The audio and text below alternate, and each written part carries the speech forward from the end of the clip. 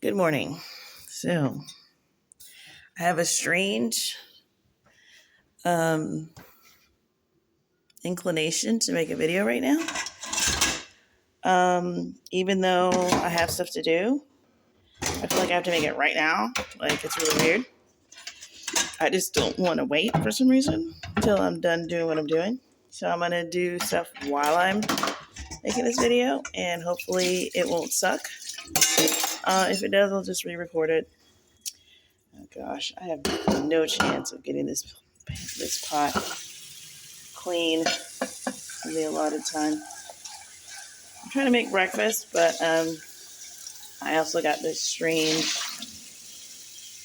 inclination to make a video. So, a couple things that I was thinking about that are actually really like kind of profound, or like I can tell I'm going to be thinking about this for a while. Like, this is my new lesson, my new it's going to be my new school class that I'm taking for a while, because I stumbled on this lady's videos, and she seems like she's kind of a new channel, and she's sort of gaining a following. And she talks about how she was a minister, or she did stuff in church, and the Lord convicted her of having a religious spirit, and sort of, brought her back into the fold. But she did kind of go through some things that were difficult, and just having to learn humility and just relearn everything that she had been taught. And watching those videos has been really, really deep.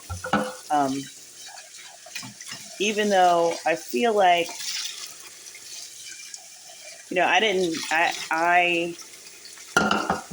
one thing about me, I don't really identify with the religious spirit. And it's funny because I never really knew what it was. Like, people would say that there's this religious spirit, a religion. I'm just like, you're just describing human nature. Like, what you're describing can be recreated all over the world, like, with, in all different institutions. Like, I just thought people were just oversimplifying things, or maybe undersimplifying things, when they describe things like that. But it's been really great to watch her videos, because she is really describing in detail, what this is like. And I have had to go through a period where, not so much that I had the religious spirit, but that I had to sort of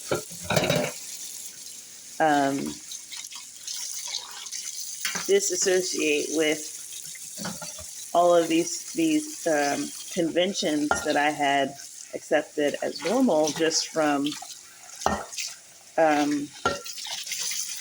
growing up in a church environment. So, while I didn't have a religious spirit per se, there were still some things, some traditions of men that I was still holding, that I had never questioned, in the sense of like, wait, so we're not supposed to do that?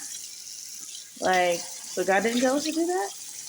And it was really, that enough was a very profound thing, and it made me, the fear of the Lord kind of really gripped me at that point, because I was like, you've just been doing what some guy said because some other guy told him, and some other guy told him, and some other guy told him.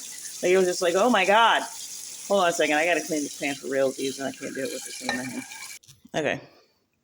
I got to be careful handling this thing, because literally I just touch a button on the side and my video is done. So, but yeah. So, like I was saying, like, it's not so much that I had a religious spirit, but I was so acquainted with the religious system that, like, I just, somewhere in my mind, I thought it was perfectly reasonable to, it's like, okay, well, yeah, we see what the early church was like, and we see, like, we have a model in the Bible, and, you know, I just thought it was reasonable to come up with an approximation over time.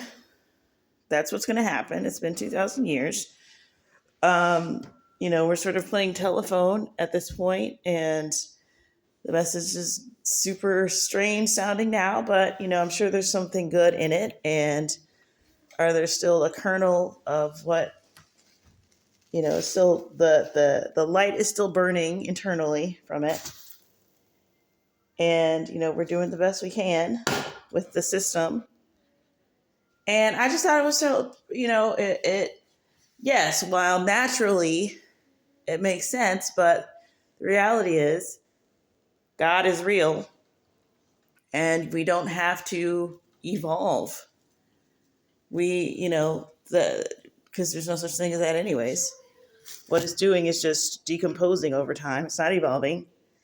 And it's decomposing because no one has asked God what they're supposed to do, because someone decided that this can all be intellectual, and we don't need the Spirit of God or any of that stuff in the New Testament, because all that was for then, and this is now. And all of these other, who knows where any of these ideas came from. But the point is, it made me realize, I'm not honoring God as much as I want to, because I'm entrenched in this system. And anytime anyone would complain about the system, I would be like, well, this is how the system works. Like, you sound like you don't know how the system works. So anyways, I went through that thing, and that was, that's been about, I don't know, probably 10-ish years, maybe not even that, maybe like 5 or 6 years. Gosh, time is just flying by. But it seems like it was a long time ago. So yeah, I was listening to her, and so it was resonating with me. I wasn't like, I can't relate. So, but I just really like listening to different people's experiences anyway. So that's what I was doing. And so it was kind of cool. Hold on. Sorry, I was getting breakfast requests. So anyways, so she said something, and she had a heaven experience, like she had a vision. And I don't know if I've told you about any of that yet, but it was really good. I'm going to have to go back and listen to it. But she said something the other day where she was describing how she had fashioned this God just out of what she had read. She was saying that theology and something else that we don't really question, are enemies of God. And while I understand what she means, I think theology is really just an umbrella term. I don't think theology at its core is bad, but I understand how people get when they've gone to school and they've done the classes or whatever, and they have a degree now in this, and they think that means something, and it really just inoculates you against the real God, because you can't really get a degree in him. He's too large.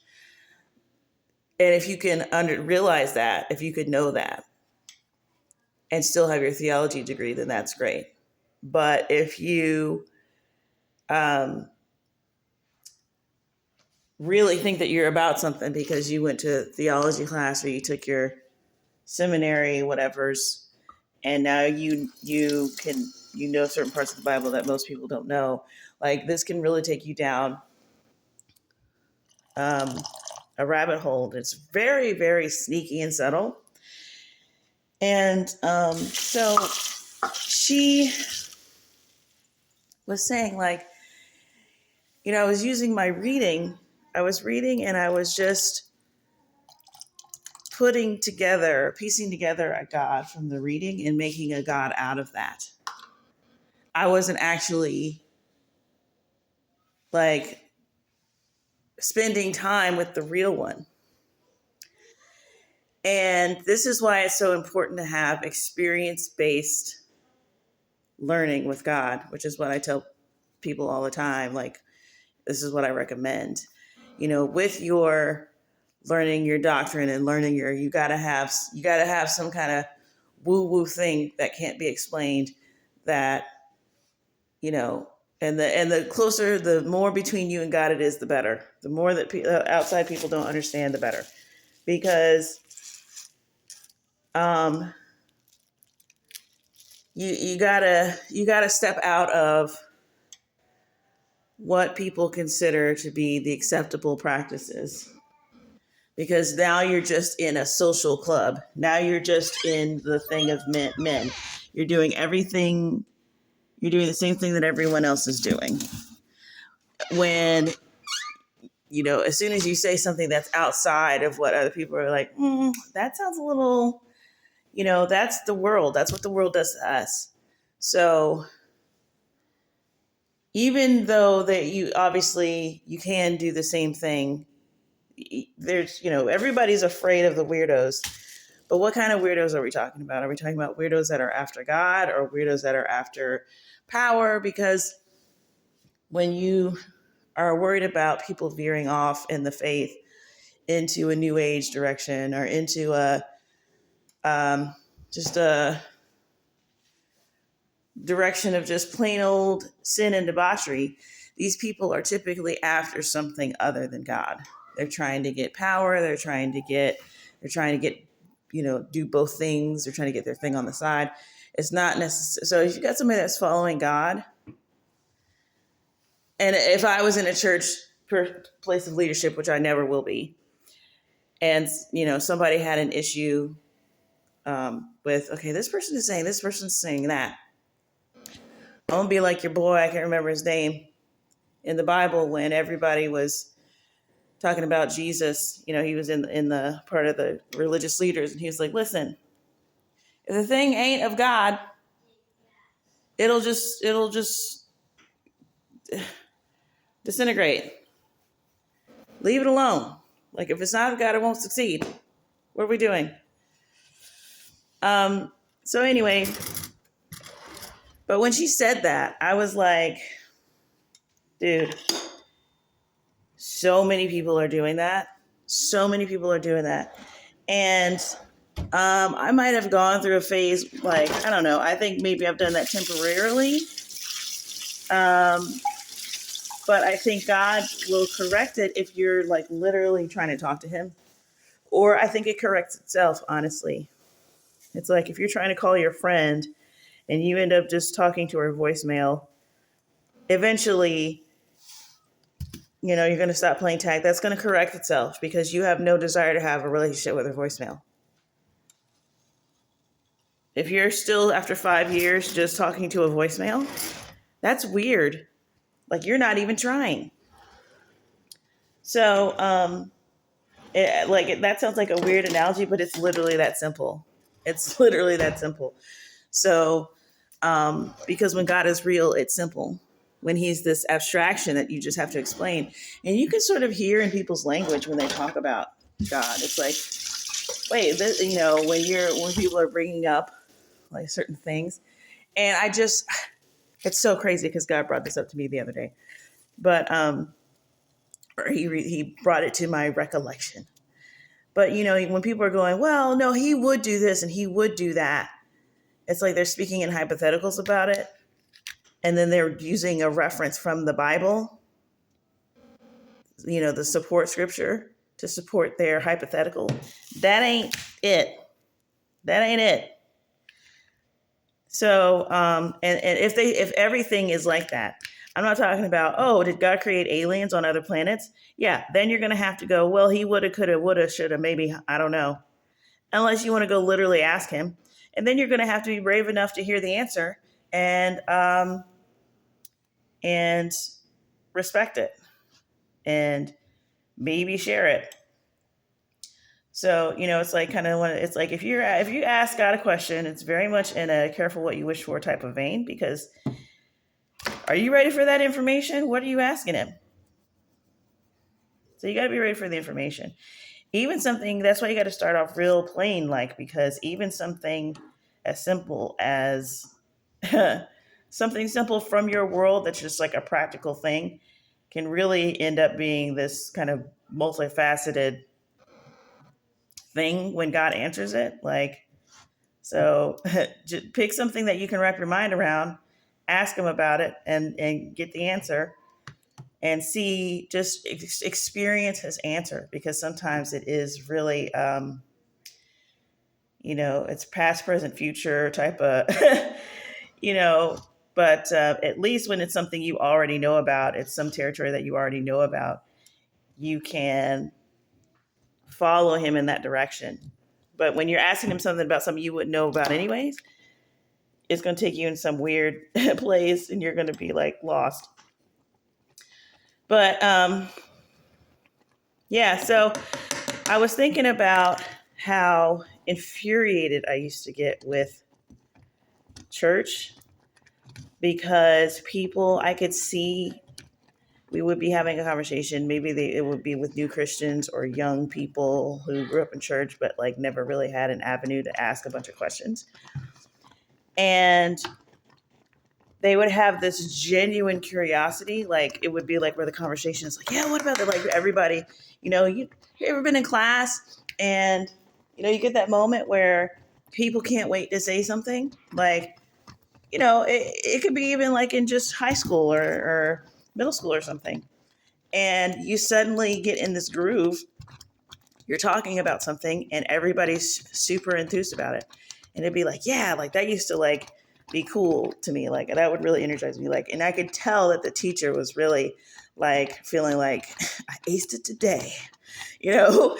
And so everybody, these moments where people would get naturally engaged in church. And even if it was something wackadoo, it's like, listen, you got to let this curiosity boil. Like, and it would be this immediate squelch wet blanket trying to like keep people from going off into these directions that may potentially lead to something not biblical. And it would be like, well, now we don't need to blah, blah, blah. And I would literally just want to punch, kick, cuss out these people, dude. Oh my gosh. I'm like, hi, have you ever seen a 16-year-old excited about wondering things about God? Clearly you've seen it so much that you have to like discourage it right now. Like, you don't even value what's happening right now. Like, it's the year 2000, whatever. Actually, I think it had been 19. Oh God. And we're talking and we're like jazzed about thinking about God, wondering about God. Why would you squelch that? Oh, well, you guys are going to go in a wrong direction because you don't understand enough of the. I'm going to punch you. Because it's like, now you just showed me you have no idea what you're doing either. You don't even know why you're doing this. So I would be like desperate, waiting for anybody to be just as enthused about the things of God as me. And everybody else is just like patiently, desperately waiting for the conversation to move to something that isn't subjective. It was just, and I'm telling you, this is the norm. This is what people think it is. They think it is a religion. They think it is a system. And when you're saying things and you're not following the thing and you're going outside the system, people start getting antsy and they're looking around. They're like, where's the cue cards? What do we say? Dude. And then the leadership is like, well, we heard that the conversation got out of hand last night and you guys started talking about, sex trafficking and aliens. And so we're just going to have to monitor the sessions. It's like, I want to die. I want to die. You are trying to make this as dry and not fun as possible. Why are you doing that? Because ain't nothing dry out in the world. The nightclub is not dry. It's a lot of things, but it ain't dry. It's wet. So I'm just like, I can't. And I'm always the person, I'm going to try and enliven it up. I'm going to try to make people think about this, like think about God, whatever. Like I'm going to try and bring it down to something that people understand. So, yeah, God like brought that memory up to me and it was so fresh. I was like, oh my gosh, I hated that. And just recently, like I don't know, I had an issue with some family members because it just was getting real religious and it just like I don't know, I don't know if it was my trauma being triggered or if I was literally like I've got like a black belt in this and y'all are not about to. I'm blocking it. So anyways, so that got a little longer than I wanted to because all I really wanted to tell you was that um, ways to sort of I have an incoming call. That's my mom. I have ways to sort of block how to keep the religiousness at bay and make sure that you don't fall victim to this. And I don't know, it'll probably be a long series of things that I'll say over time. But one thing I think I've talked about, like watching other Christian testimonies, because you're watching people, it's just a cheat sheet, because you're watching people who have already walked the path. And, it's been 30 years down the road, 40 years, even sometimes 10 years, depending on what it is. And so the context is already there. They understand completely, or they understand what God, the whole thing has been painted for the most part. So you can hear things in the testimony that seem unbiblical. You can hear about the drug addict that, got saved and then went back to drugs, and then, or, the person that killed themselves because they wanted to be with God, and then they had a near-death experience, and the guy was like, you can't stop, go back. Like, I'm telling you, like, this is this type of stuff. This is what I listen to all day long. This is like, I'm like Jerry Springer, but with Jesus. Like, I'm listening to this stuff all day long. And so through other people's experiences is how you understand how God works, because guess what? That's what the Bible is. It's not magic book that we worship. It's stories about God working in people's lives. So guess what? Stories about God working in people's lives is what it is. That's what it is. So yes, and also you should get to the point where you should be able to recognize the voice of God in anything. That's again, that's why you need to be reading the Bible, not because the Bible is the benchmark of all things that are real and legitimate. It's so that you can start to understand what the voice of God sounds like. Is he chatty? Is he going to tell you every single thing that's going to happen? Is he vindictive? I won't spoil it for you, but these are things that get, these are questions that get answered when you read about what he does. And you have to notice, it's not just, okay, I memorized what it says. Notice how he is and what he does and doesn't do. And it's pretty consistent over time. Even when he can sort of break his rules for people, or he'll concede. He concedes a lot. He takes close enough things a lot. So, these type of things you need to know.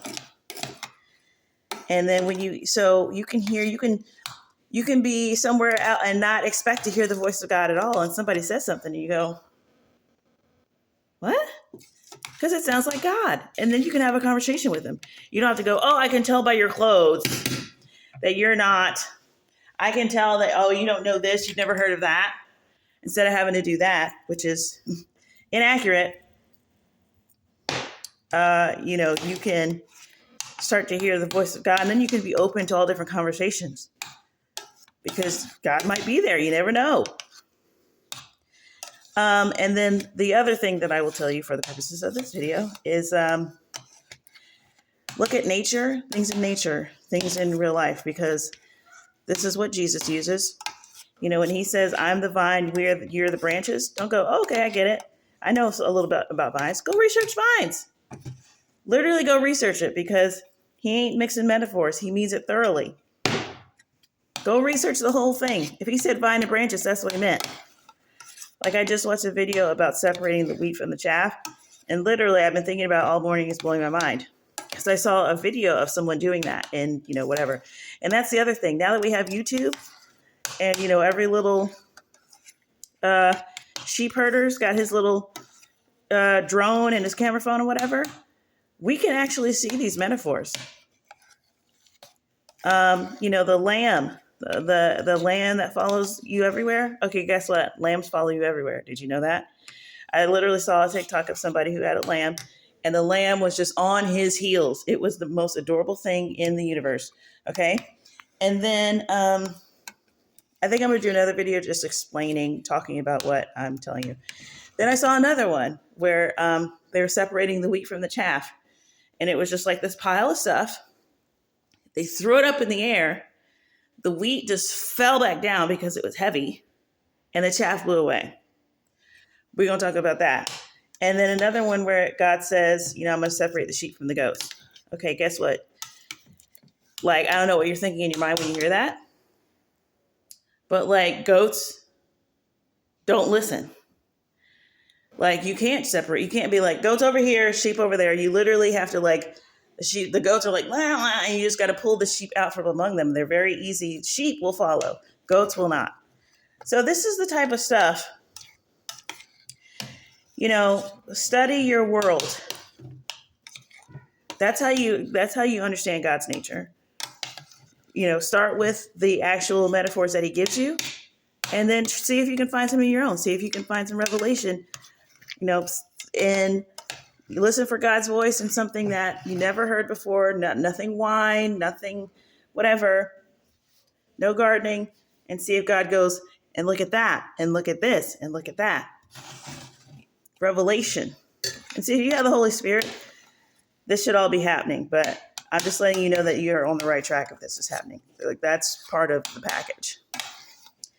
But yeah, so I'm going to talk about those things that I just brought up to you because they're super deep.